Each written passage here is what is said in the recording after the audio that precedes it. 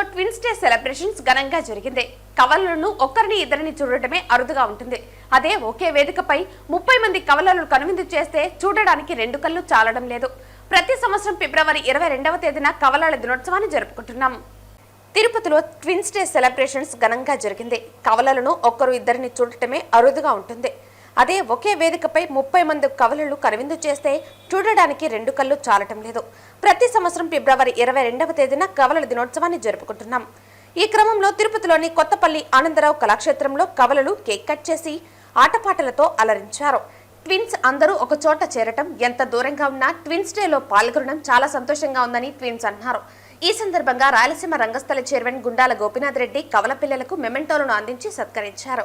ఈ కార్యక్రమంలో చిత్తూరు జిల్లా కళాకారుల ఐక్యవేదిక అధ్యక్షులు కొత్తపల్లి మునిరత్నం, రాయలసీమ రంగస్థల చైర్మన్ గుండాల గోపీనాథ్ రెడ్డి, కెఎన్ రాజా, రాజశేఖర్ రెడ్డి, కొత్తపల్లి శంకరయ్య, సుబ్రహ్మణ్యం రెడ్డి తదితరులు పాల్గొన్నారు. ఈరోజు నేషనల్ ట్విన్స్ డే సందర్భంగా ఇక్కడికి వచ్చేసిన తల్లిదండ్రులకి, పిల్లలకి అందరికీ మా శుభాకాంక్షలు. ట్విన్స్ డే సందర్భంగా వాళ్ళందరినీ పిలిచి ఈరోజు తల్లిదండ్రుల్ని, పిల్లల్ని అందరినీ వాళ్ళ టాలెంట్ని వెలికితీసి వాళ్ళ తల్లిదండ్రులకి కూడా అభినందనలు తెలియజేస్తున్నాము. మరోసారి అందరినీ ఇక్కడ విచ్చేసిన అందరికీ శుభాకాంక్షలు. ఈ యొక్క ట్విన్స్ వారి యొక్క ప్రాముఖ్యత చెప్పాలంటే చాలా ప్రతిష్ఠితమైనటువంటి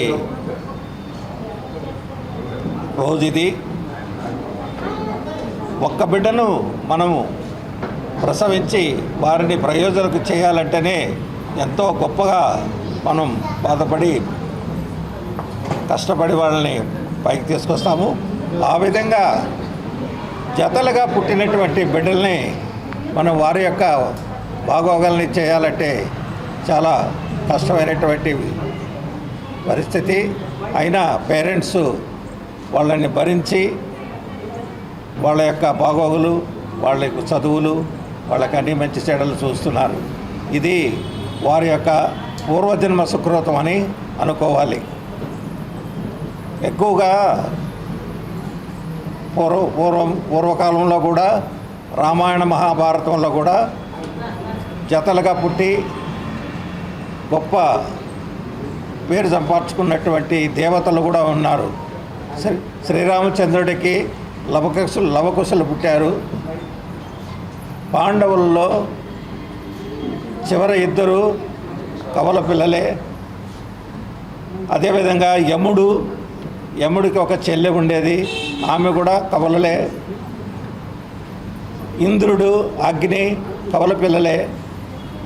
ఆ విధంగా భగవంతుళ్ళు కూడా కవల పిల్లలుగా పుట్టి మానవులకి వారి యొక్క కీర్తిని మనకు ఇచ్చారు.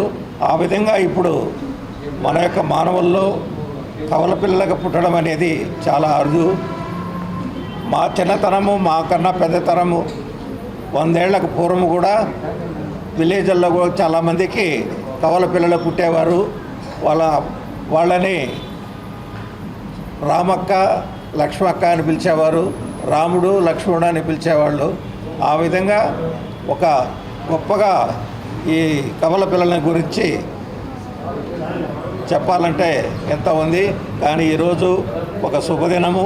మనం ఇక్కడ వాళ్ళందరినీ, అటువంటి కవల పిల్లల అందరినీ జత చేర్చి ఇక్కడ మనం ఈ కార్యక్రమాన్ని జరుపుకుంటున్నాం. కాబట్టి ఇది మనకందరికీ ఆనందకరమైనటువంటి రోజు.